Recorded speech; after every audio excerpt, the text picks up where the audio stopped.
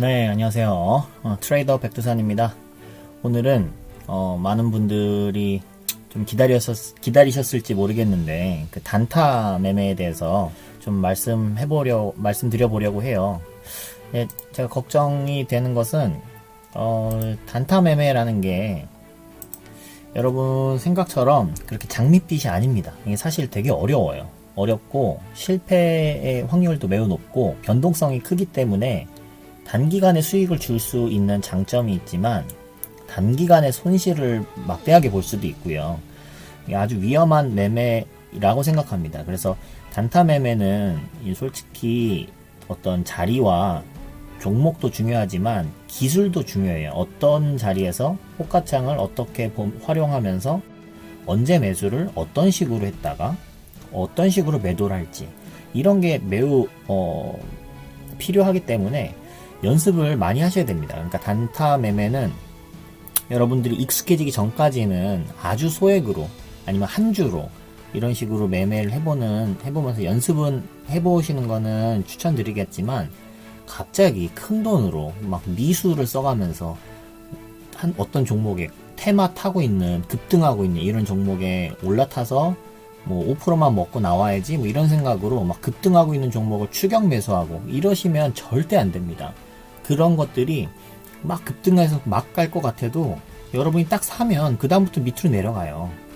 그러다가 갑자기 밑으로 확 내려 꽂는 것 같아서 무서워서 손절하고 나면 다시 급등을 하는 거가 이어갈 수가 있습니다. 이런 거를 많이 당할 수 있어요, 개인 투자자들이. 그래서 단타 매매는 저는 매우 이런 기법을 말씀드리는 게 이게 과연 좋은 일일까? 걱정이 많이 됩니다. 많이 연습하셔야 되고요. 매우 위험한 매매다. 그런 사실을 인지하시고 저는 개인적으로 가치 투자와 중장기 스윙 위주의 비중을 많이 포트폴리오를 편성하시고 단타 매매는 사실 그래도 이제 주식을 하는 사람이다 라고 말하면 어떻게 보면 가장 재미있는 매매가 될 수도 있잖아요. 그런데 이거를 무리하게 하시면 절대 안 되고요. 정말 연습을 많이 하셔서 예를 들어서 뭐 10만원으로 내가 진짜 연습을 하겠다. 1년 동안 내가 10만원 가지고 계속 단타 매매만 해보겠다. 이런 식으로 작정하시고 하시든가 아니면 한 주로 해보겠다. 이런 식으로 작정하시고 해보셔서 연습을 많이 하시고 자신감이 붙을 때 이제 딱 그 깨달음이 오는 그 시점이 있어요. 저도 아직 그 시점이 왔다고는 말씀을 못 드리겠지만 그런 시점이 왔을 때 조금씩 더 비중을 늘려가시면 좋을 것 같아요. 그러면 예를 들어서 중장기와 가치 투자가 너무 지루하다 이렇게 생각되시는 분들께는 그 정도의 즐거움이 될 수 있지 않을까. 연습도 하고 공부도 하고 뭐 종목도 계속 분석하면서 뭐 단타 매매로 뭐 5,000원, 만원 뭐 이렇게 수익을 보더라도 이걸로 뭐 그날 집에 들어가면서 뭐 치킨이라도 한 마리 사갈 수 있을 정도의 그 정도 규모에서 연습해 보시는 거는 뭐 괜찮을 것 같습니다. 이제 그런 서론이 좀 길었는데요. 이런 부분들 좀 제가 우려하는 부분이 있으니까 잘 인지하시고 가능한 많은 무기들을, 많은 그물들을 이용해서 그 단타의 확률을 좀 높일 수 있는 그런 매매가 될 수 있었으면 하는 바람입니다. 그럼 바로 들어가 볼게요. 일단 단기 트레이딩은 어떤 종목을 봐야 할지 그것들을 말씀드리고 그 다음에 마법의 지지선 혹은 지지 저항선이라고 해야겠죠. 피봇선이 뭔지 설명드리도록 하겠습니다. 그리고 그날의 대장주를 첫 눌림 자리에서 잡아야 된다. 이제 요런 포인트들을 내놓고 한번 설명드려 볼게요. 단기 트레이딩은 어떤 종목을 봐야 할까? 일단 용어부터 스캘핑이라고 하면 틱틱이라고도 하거든요. 그러니까 틱이 뭐냐면 여러분 그 차트 보시면 뭐 연봉, 주봉, 일봉, 분봉 이런 게 이제 틱봉이라는 게 있어요. 틱봉. 그 틱이라는 게 몇 번의 그 거래가 이루어졌는지 이제 그런 걸 얘기를 하거든요. 그러니까 호가 한 단위를 얘기할 때도 있고요. 한 틱틱이다, 두 틱틱이다 이러면 막 한두 호가 오르면 팔아버리는 이런 거예요. 그래서 그 차트에서 말하는 틱은 이제 60틱이다. 그러면 60번의 거래가 이루어지면 그게 60틱입니다. 30틱이다 이러면 30번의 거래가 이루어지면 그게 30틱이에요. 그러니까 이런 식으로 그 차트에서 볼 때는 그런 식으로 표현을 하고, 이제 호가창에서 볼 때는 한 틱, 두 틱 뭐 이런 얘기할 때는 한 호가, 두 호가를 두고도 얘기를 하기도 합니다. 그러니까 그 부분을 참고하시고, 스캘핑은 진짜 초고수들이, 이 단타의 초고수들이 많이 하시는 거예요. 근데 이거의 장점은 정말 어떤 돌파 자리에서 돌파 매매를 딱 해서 단기간에 수익을 올릴 수 있는 진짜 분단위 매매를 하는 거거든요. 그래서 엄청 빨라요. 그 대신에 뒤도 돌아보지 않고 바로 막 매도해버립니다. 1%, 뭐 0.5% 이상만 되면 매도해버리고 1% 되면 매도하고 뭐 1.5% 되면 매도하고 막 이래요. 그러니까 되게 어떻게 보면 수익적인 측면에서 안정적일 수도 있겠죠. 그렇지만 이제 그 많은 매매 수수료와 거래세가 그게 무시 못하게 됩니다. 규모가 커지게 되면.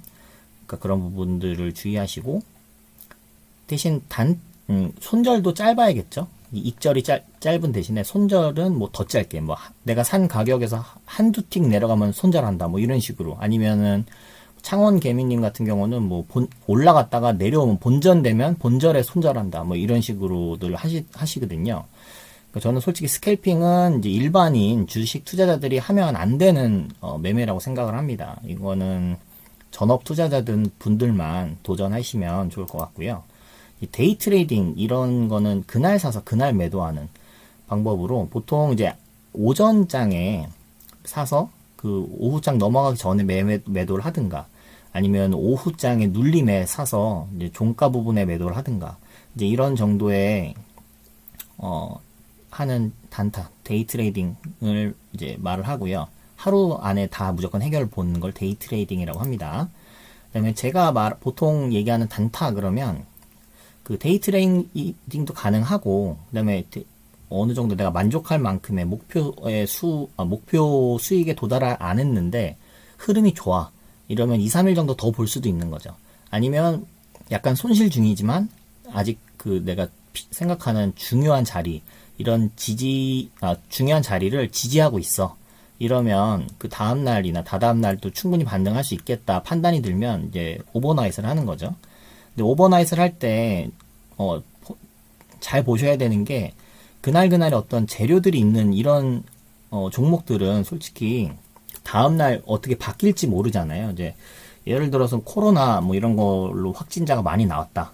근데 또 그 다음날 백신이 뭐 이제 몇 퍼센트의 이제 치료율을 보였다. 뭐 이런 식으로 백신 관련된 뉴스와 코로나 뭐 퍼지는 이런 뉴스, 사회적 거리가 뭐 단계가 격상됐다, 격화됐다, 뭐 이런 상반된 뉴스들로 인해서 계속해서 바뀌는 그런 재료들은 데이 트레이딩 하기가 사실 어렵습니다. 그러니까 데이 트레이딩을 안 하고 오버나잇을 하기가 어렵습니다. 어떻게 바뀔지 모르니까. 그 트럼프 관련된 이런 것들도 예측이 어려웠죠. 북한과 뭐 잘 될 것 같은, 협상이 막 될 것 같은데 협상 당일날 뭐 갑자기 완전 파탄이 나고, 뭐 이런 것들도 하루아침에 재료가 확 바뀌어버리는 이런 것들의 그런 관련된 종목들을, 그런 테마들을 매매하실 때는 데이 트레이딩이 나요. 그 괜히 불확실성 가져가지 말고 주말로 넘기지 말고 그렇게 하시는 게 낫고, 그렇지 않고 좀 괜찮은 회사, 괜찮은 종목이면 뭐 오버나잇 충분히 가능하고 수익 매매로 전환도 가능할 수 있다고 봅니다. 그렇지만 단타에서 수익으로 전환될 때는 수익 중일 때만 그렇게 하셨으면 좋겠어요. 손실 중인데 단타 했는데 물렸어. 그런데 뭐 이걸 스윙으로 가져가 볼까? 스윙을 하는데 물렸어. 그럼 이거를 이제 중장기로 가져가 볼까? 근데 그 중장기로 가져가는데 물렸어. 이렇게 되면 갑자기 회사를 그때부터 분석합니다. 그래서 회사에서 잘못하고 있는 점이 뭐고 매출이 어떻게 변화가고 있고 막 분석을 한 다음에 이래서 이 주가가 계속 빠지는구나 라고 수긍을 하다가 한두 가지만 가지고 그런데 요런 측면에서 볼 때 다시 이제 턴어라운드 할 수 있겠는데, 흑자 전환이 가능하겠는데, 미래 전망이 좋을 것 같은데, 요런 희망을 가지고 갑자기 가치 투자로 변하는 이런 일들이 너무 많아요. 이게 가장 피하셔야 돼요. 가장 피하셔야 되고, 이런 개미 투자자들을 보면서 이제 가치 투자자들이 엄청 열받아 하죠. 야, 그게 무슨 가치 투자냐. 가치 투자를 폄하하지 말아라. 그런 게 가치 투자가 아니다. 이제 그렇게 얘기들을 하십니다. 그러니까 제발 그렇게 하지 마시고, 단타에서 스윙으로 넘어가는 거는 이미 수익권인데, 이미 아직 추세가 깨지지 않았는데, 이런 경우면 지금 굳이 매도할 필요가 없으니까, 그럼 추세를 쭉 타면서 수익을 극대화하겠다. 이런 컨셉이면 단타에서 스윙으로 바꾸는 것은 뭐 당연히 좋은 선택이라고 봅니다. 그런 부분들 이해하셨으면 좋겠고요. 단기 스윙, 이거는 이제 뭐 일주일 혹은 2주일, 뭐 아니면 맥시멈 뭐 한 달 정도까지도 볼 수가 있겠죠.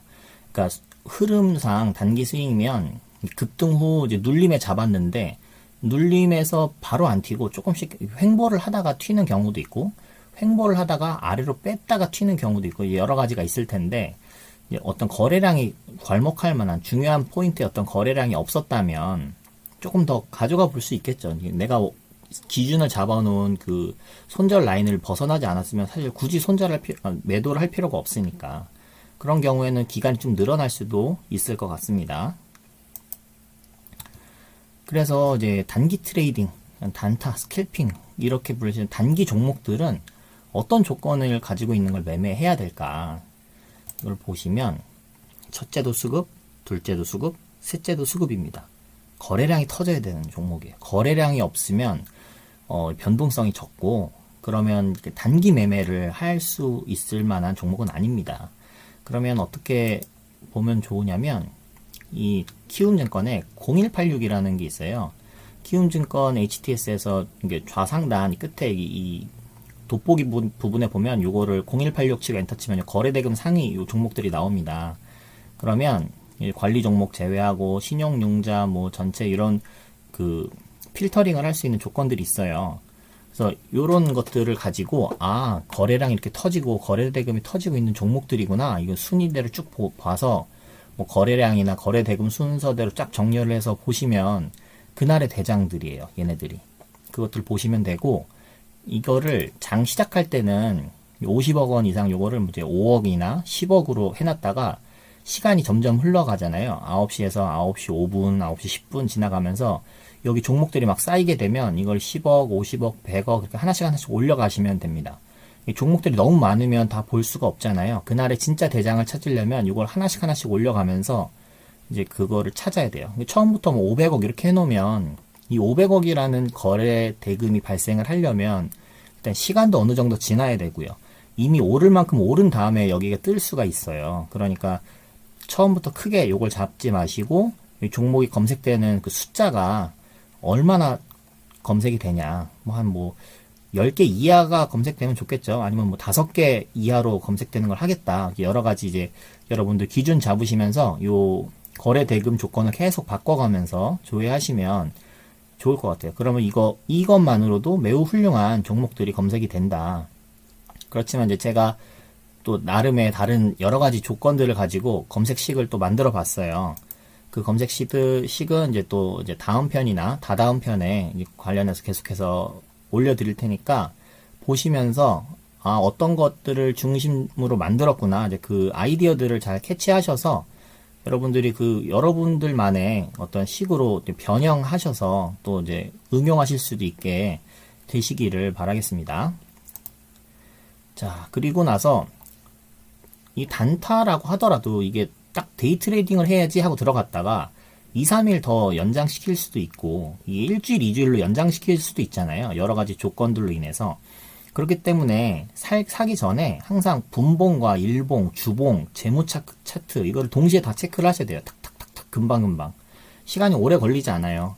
다 일목요연하게, 일목균형표처럼 한눈에 볼 수 있게끔 다 만들어 놨잖아요. 일봉도 그렇고 주봉도 그렇고 재무 차트 탁탁탁탁 체크해 보는데 현재 위치를 파악하고 하는데 뭐 5초도 안 걸립니다. 그러니까 각 봉마다 뭐 5초씩 한다고 하더라도 한 뭐 10초, 20초면은 일단은 그거 파악이 돼야 돼요. 그러니까 검색식에 딱 뜨고 그 차트를 탁탁 보면서 한 30초 안에 이거를 매수할 타이밍인가 아닌가 그걸 판단하시고, 매수할 타이밍이 아니면 이거 현재 자리는 아니지만 어디까지 내려오면 매수해야겠다, 이런 계획을 딱 세우셔야 되는 거죠. 그러니까 이 기술이 많이 필요해요. 그래서 초보분들은 이거를 이제 연습을 많이 해야겠다, 이걸 꼭 생각하시면 좋을 것 같습니다. 자, 그러면 마법의 지지선, 피봇선이라고 제가 이름을 명칭을 했는데, 제목을 지어봤는데, 그 피봇선이 뭔지 한번 말씀드려보면, 피봇선이 여기에 수식 관리자에 피봇이라고 되어 있는 걸 누르면 이 설명이 나왔어요. 피봇 분석은 선물처럼 일일 거래가 빈번한 거래에서 사용되는 단기적인 가격 흐름의 중심, 저항, 지지 분석입니다. 이렇게 되어 있습니다. 그래서 이것들이 어떤 식으로 해서 이게 만들어지는지 공식이랑 함께 봐보도록 할게요. 그래서 여기서는 피봇 포인트 자체가 매우 훌륭한 지지선이나 저항 수준이 된다. 그 다음에 1차, 그러니까 라인을 보시면, 그림을 한번 그려보면, 예를 들어 주가가 이렇게 있으면, 피봇선을 그려볼게요. 까만색으로. 그러면 이게 일봉이라고 했을 때, 요 자리에서 이제 라인들이 이렇게 그어져요. 이렇게 5개의 선들이 그어집니다. 그러면 이 가운데 있는 게 피봇선이고 위에 있는 게 1차 저항, 2차 저항, 이거는 1차 지지, 2차 지지, 이렇게 선들이 5개가 나와요. 이 선들을 계산 어떻게 하는지는 다음번에 이 공식에서 살펴볼게요. 그러면 이게 죄송합니다. 아까 일봉이라고 그랬는데 이걸 분봉이라고 생각을 해보면 이 자리가 이제 지지 저항이 된다. 지지 저항이 된다는 얘기는 이거가 이렇게 한 번에 뚫기 어려울 수 있다는 거죠. 이렇게 여기서 횡보를 하는 모습을 보이다가 매물이 소화가 되면 위로 올라갈 것이요. 매물이 소화가 안 되면 밑으로 빠질 수 있다는 거죠. 밑으로 빠진 다음에 여기서 이제 지지가 일어나겠죠. 그래서 이렇게 쌍바닥 찍고 아니면 삼중바닥 찍고 다시 깨려고 도전을 한다거나 다시 깨더라도 이제 여기 2차 저항이 이렇게 있으면 2차 저항은 못 뚫거나 아니면 뚫더라도 금방 눌리거나 이런 식으로 지지 저항선이 작용을 하는 그 포인트들이라는 거예요. 그 하나, 둘, 셋, 넷, 5. 이 피봇선이 제일 중요한 선이라고 하는데 저는 이제 이 5개의 선을 사실 다 동일한 웨이트로 다 똑같이 중요한 선이라고 생각을 하고 있습니다. 그 요 5개 선 플러스 시가 어느 가격에서 시작을 했는지 그런 게 되게 중요한 포인트라고 생각을 하고 있어요. 네, 그래서 이제 식을 한번 봐보면 여기 피봇이 있고 피봇 분봉인데 이거 나중에 설명드릴게요. 일단 피봇을 보면 이게 직관적이니까 피봇 공식으로 먼저 설명을 해드리면 H는 뭐라고 했죠? 하이니까 고가, L은 로우겠죠, 저가, C는 클로즈, 종가예요. 그래서 오픈인 시가를 빼고 고가, 저가, 종가를 더한 다음에 이 괄호 열고 1이라고 있으면 이건 그 전일봉을 말합니다. 전일봉 기준으로 해서 전일에 고가, 저가, 종가를 다 더한 다음에 3으로 나눈 게 피봇 포인트가 되는 거예요. 이게 수식 3번이 가운데 있고요. 그 다음에 맨 위에 있는 말한 2차 저항, 요거는 요 피봇 포인트들 다 더한 걸 3으로 나누고 그 다음에 고가를 더하고 저가를 빼준다. 이게 이제 제일 위에 있는 2차 저항이 되고요. 1차 저항은 요 피봇 포인트에서 이 피봇 포인트를 구한 다음에 그걸 2를 곱해요. 피봇 포인트에. 그 다음에 저가를 빼주는 거예요. 그러니까 이거는 이제 캔들의 크기가 뭐 큰지 작은지 이런 거에 따라서 그 다음 날에 그 피봇 포인트들이 바뀌는 겁니다. 그래서 이런 식으로 계산을 합니다. 요게 피봇 포인트죠. 피봇 포인트고 요게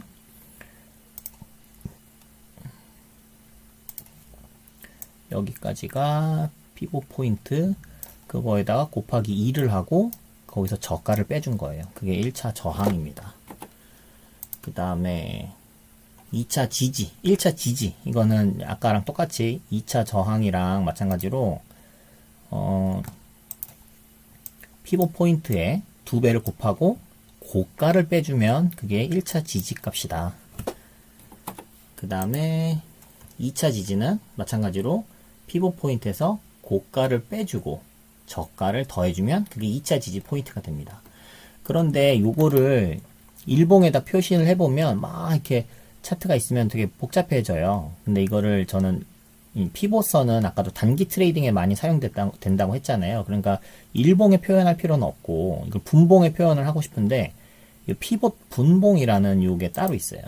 이걸 보시면 이거를 아까 전에 봤었던 요 고가, 저가, 종가 이런 표현들이 지금 내가 어떤 차트를 보고 있냐에 따라서 달라지잖아요. 그러니까 분봉 차트를 보고 있으면 요 전 가격이 전 분봉이 되잖아요. 그러면 이게 값이 계속해서 바뀌어요. 그런데 이제 사실 내가 원하는 값은 요 값은 안 바뀌는 게 내가 원하는 값이잖아요. 그러니까 사실 여러분 적용할 때는 피봇 분봉을 적용하셔야 돼요. 그러면은 고가, 저가, 종가 요 표현이 아니고 프리데이 하이, 그러니까 전일 고가, 전일 저가, 전일 종가 이렇게 되는 거예요. 그러니까 요 1, 2, 3, 4, 5 전부 다 요 HLC로 돼 있던 게 프리데이 하이, 프리데이 로우, 프리데이 클로즈 요걸로 바뀌어 있는 겁니다. 그러니까 요 값들은 분봉 차트를 보고 있다고 하면 분봉에서 막 값이 바뀌더라도 변하는 값이 아니게 되는 거죠. 그러면 그게 선이 딱딱딱 그어진 상태로 그걸 기준으로 이제 매매를 하면 된다. 이렇게 생각하시면 되겠습니다. 그러니까 아까 설명드렸듯이 각각의 그 포인트에서 지지 혹은 저항이 발생된다 라고 생각하시면 쉽고요. 급등을 하더라도 눌림이 옵니다. 그러니까 급등을 팍 거래량이 터지면서 급등하는 게 일단은 신호라고 생각하고 그거를 초입에 잡으면 딱 사서 이제 돌파 매매가 되는 거고요. 근데 그건 잡기가 어려울 수 있으니 급등을 하고 나서 눌리는 지점에서 사는 거예요. 그게 이제 제가 생각할 때는 조금 더 확률이 좋은 단타 매매라고 생각을 하고요. 그때 그 지지 저항, 그러니까 어디서 지지할 것인지 사실 어떤 종목이냐에 따라 어떤 재료냐, 어떤 테마냐, 어떤 세력들이 움직이는 거냐에 따라 다 달라집니다. 그런데 이제 통계적으로 볼 때 급등한 이제 그 봉이 있잖아요. 그래서 이렇게 갑자기 여기서는 이렇게 조금 이렇게 되어오다 갑자기 탁 급등을 했는데 이게 그 거래량도 조금 이렇게 나오다가 이게 급등했을 때 갑자기 거래량이 터졌다. 거래량이 터지면서 이제 확 올라가는 이런 거를 기준봉이라고 생각하시면 돼요.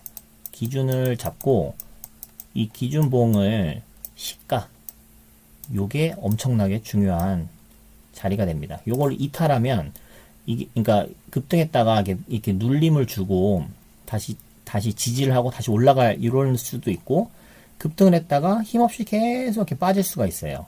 그거를 요 기준봉의 시가를 가지고 여러분 기준을 세우시면 좋습니다. 그러니까 이거는 꼭 지켜야 되는 손절선이 되는 거죠.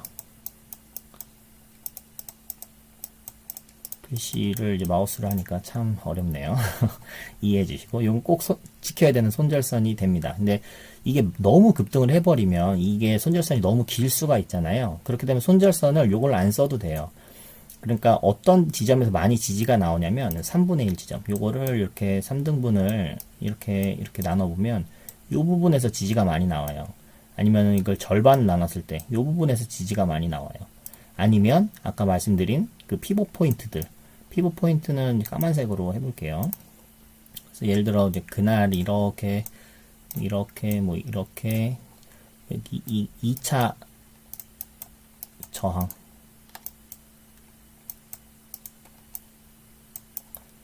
1차 저항 피봇 이렇게 생각하고 이제 지지는 안 그릴게요. 이렇게 됐다고 하면 이제 요 포인트들에서도 그 지지가 일어날 수 있다. 그러니까 여기까지 갔는데 여기 2차 저항이 위에 있잖아요. 여기서 이제 막혔다는 거죠. 그러니까 윗꼬리만 이렇게 살짝 터치하고 다시 눌릴 수 있는데 어디까지 눌리냐? 그게 3분의 1 지점일 수도 있고 1차 저항일 수도 있고 2분의 1 지점일 수도 있고 아니면 조금 더 내려와서 이 기준봉의 시가 부분까지 아니면 요 3분의 2 지점까지도 내려올 수 있어요. 그러니까 그리고 또 한 가지 일목균형표 기준선 이것도 아주 좋은 그 지지선이 됩니다. 그러니까 여러분들이 매매하시기 되게 좋은 포인트가 어디냐면 여기 기준봉이 탁 뜨고 이제 거래량이 줄면서 이렇게 줄어들면은 요런 포인트에서 이제 1차 매수 해볼만 하겠죠. 그래서 이렇게 올라갔다 터치하고 또 이렇게 뭐 내려왔다가 뭐 그다음 뚫었다 또 지지 뭐 이런 식으로 움직인다고 하면 요 첫 번째 눌림 자리가 가장 확률이 좋습니다. 이렇게 움직인다고 했을 때 그 첫 번째 눌림 자리가 여기가 될지, 여기가 될지, 여기가 될지, 여기가 될지, 이걸 모르잖아요. 그러면 어떻게 하냐? 요 부분을 그 피라미딩 기법으로 매수를 하는 거예요.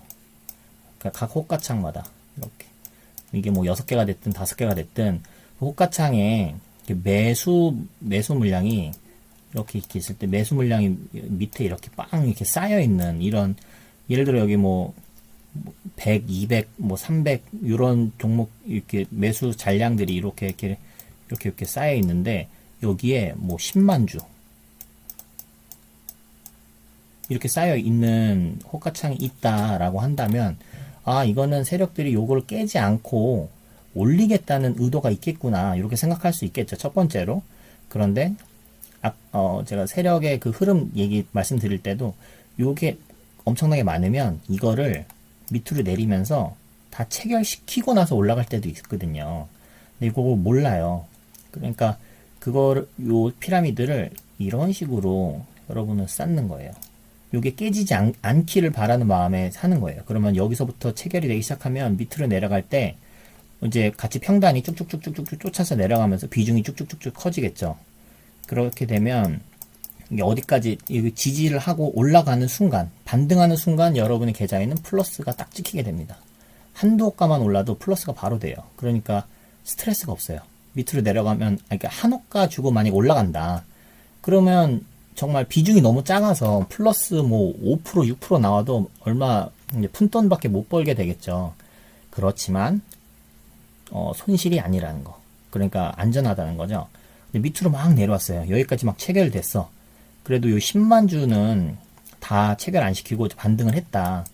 그렇게 되면 이제 비중은 어느 정도 채워졌고, 그다음에 스트레스 없이 바로 익절할 수 있는 라인이 되는 거죠. 근데 요것도 다 체결이 됐어요. 그럼 이제 세력들이 밑으로 내리려고 하는구나. 그러면 이제 여기까지 이거가 다 체결됐겠죠? 다 체결되면 그때부터 이제 조금 불안해집니다. 밑으로 막 내렸는데 밑에 또 이런 게 생기면, 그러면 이건 더 내릴 수도 있겠구나, 이렇게 생각할 수 있을 텐데, 이 정도까지는 아니고 뭐 요 정도의 매수 잔량 정도밖에 안 보인다. 그러면 여기까지 왕창 채워지고 비중이 꽉 찬 상태로 쭉 올라갈 수가 있으니까, 그러면 이제 또 엄청 수익이 커지겠죠. 그러니까 그런 식으로 접근하시면 좋은데, 이게 비중이 만약에 다 채워지면 그럼 사실 이걸 다 먹으려고 하시면 안 돼요. 위험해요. 그러니까 올라갔다 가다고 속임수로 다시 내릴 수도 있거든요. 그러니까 비중이 꽉 채워졌다. 근데 이제 조금 올랐다. 그러면 두세 호가만 올라도 한두 호가만 올라도 플러스로 바뀐다고 했잖아요. 비중이 이제 피라미드로 2배씩 이제 매수를 했다면, 그러면 이제 두세 호가만 오르면 절반 정도를 확 비중을 줄여야 돼요. 그러니까 스캘핑 하듯이 0.5% 아니면 1%만 올라도 비중을 확 줄여버리세요. 그렇게 돼서 일단 수익을 확정 지으시고, 그 다음에 올라가는 거에 대해서 뼈바르기로 쭉 쫓아가면 됩니다. 안 그러면 이게 비중이 커진 상태에서 이게 살짝 올랐다가 밑으로 확 빠지게 되면 그거 감당이 안 돼요. 근데 비중을 확 줄여 놓으시잖아요. 그러면 일단 수익을 챙겼잖아요. 그리고 밑으로 확 빼면 한 번 더 낮은 가격에서 한 번 더 분할 매수를 할 수가 있습니다. 그러니까 그런 식으로 그 기술이 많이 필요해요. 그래서 어렵다는 거예요. 근데 연습만 잘 되면 피라미딩으로 매수하는 것도 빠르게 다다다다닥 빠르게 할 수가 있게 되고, 그렇게 되면 이 단타할 때 피라미딩 기법만큼 든든한 여러분의 힘이 되는 게 없을 겁니다. 지금 제가 말씀드리는 이 피라미드가 잘 모르겠다 싶으신 분은 요 상단에 제가 링크를 걸어 놓을 테니까 꼭 그 계좌관리법 공부하시고 그거를 좀 연습해보는 시간 가졌으면 좋겠습니다. 정리하면 이렇게 급등한 기준봉의 3분의 1 지점 혹은 절반, 2분의 1 지점까지 되돌림이 나올 수 있다. 그때 다음 봉이나 다다음 봉에 바로 요 지점까지 내려오면 그게 아랫꼬리가 될 수가 있어요. 아랫꼬리 탁 잡고 올라가는, 그렇게 되면 이제 가장 좋고요. 그거는 급등주 발견했을 때. 그렇지 않더라도 이제 첫 번째 나오는 지지, 그러니까 다시 한번 그림을 그려보면 아까도 말씀드렸지만 이렇게 급등을 하고 다음 봉에 이렇게 내려오는 요런 거 잡으면 좋은데, 이렇게 안 내려올 수가 있잖아요. 그래서 이렇게 가다가 이렇게 내려오면, 지금 이거는 여기서 이렇게 내려온 이곳에서 첫 번째 지지선에서 딱 반등할 때 요 타이밍에서 잡으면 좋다는 거거든요. 근데 이렇게 안 나오고 봉의 모양새가 뭐 이런 식으로 내려와서 아까 말한 요 피보 포인트라든지 이런 지점들에 닿았다. 그러면 요거는 조금 확률이 떨어져요. 통계적으로. 그렇지만 그래도 뭐 매수가 가능하겠죠. 근데 확률이 떨어진 이유는 뭐냐면 여기서 반등을 하더라도 이 부분에 단기 매물들이 쌓여 있습니다. 물려 있는 사람들이 있다는 거죠. 그러니까 여기까지 올라오면 아 이거 잘못 샀네, 꼭대기에서 샀네, 그런데 올라오니까 본전 매도, 이렇게 해서 나오는 매도 물량들이, 단기 매도 물량들이 나와요. 그 얘기는 이게 치고 올라가기가 힘들어요. 그러니까 올리기가 좀 확률이 떨어진다는 거죠. 그렇지만 이제 이거를 이렇게 만든 주포들이, 세력들이 거래량을 이렇게 띄우면서 이걸 다 잡아먹고 올릴 수도 있거든요. 그러니까 안 되는 건 아닙니다. 하지만 확률이 조금 떨어진다는 걸 말씀드리는 거고, 이렇게 외봉에서 빠지는 거는 이제 한번 올라갈 때 그 사람들이 기다리는, 그러니까 그 저항이 쌍봉이나 아니면 봉이 3개 이렇게 있으면서 내려가는 거는 정말 쉽지 않지만, 그 외봉에서 빠지는 거는 괜찮아요. 그러니까 그런 지점에서만 첫 번째 눌림에서 잡는 게 가장 좋다. 두 번째, 세 번째 눌림에서도 잡을 수는 있지만 조금씩 이제 확률이 떨어져 간다. 이렇게 생각하시면 될 것 같습니다. 자, 그래서 그날의 대장주는 첫 눌림 자리에서 제가 방금 설명드린 거죠. 방금 설명드린 게 요 부분이고, 요 저항 돌파, 요것도 얘기를 드려보면, 그러니까 이렇게 뭐 있다면 그 지지 저항 선을 그릴 때 요 부분을 저항선이라고 그릴 수 있겠죠. 그 저항선이라는 얘기는 이게 뭐 피봇 2차 저항일 수도 있고요. 뭐 여러 가지 포인트가 될 수 있을 텐데 여기를 못 뚫는 거예요. 다시 눌렸다가 힘 모아서 다시 가는데 안 되고, 다시 가는데 안 되고, 이러면은 이거를 좀 그냥 쉽게 요렇게만 본다고 하면 첫 번째 시도, 그 다음에 두 번째 시도, 세 번째 시도에서 여기에서 쌍바닥을 만들고, 쌍바닥을 만들고 세 번째 시도를 한다. 그러면 요때 돌파하기가 요때보다 좀 더 확률이 좋습니다. 처음에 막히고 두 번째 뚫는 것보다 세 번째 뚫는 게 확률이 훨씬 좋아요. 그래서 이제 쌍바닥을 만들고 올린다, 이런 표현들을 사람들이 많이 쓰는 거거든요. 쌍바닥도 실패했어. 근데 이제 그럼 여기서 또 한번 이렇게 되면 이거 3중 바닥이라고 하거든요. 3중 바닥도 이렇게 저점이 높아지는 우상향 상태의 3중 바닥이면 기대해 볼 만합니다. 그럼 요때는 이렇게 뚫을 가능성이 점점 높아지는 거죠.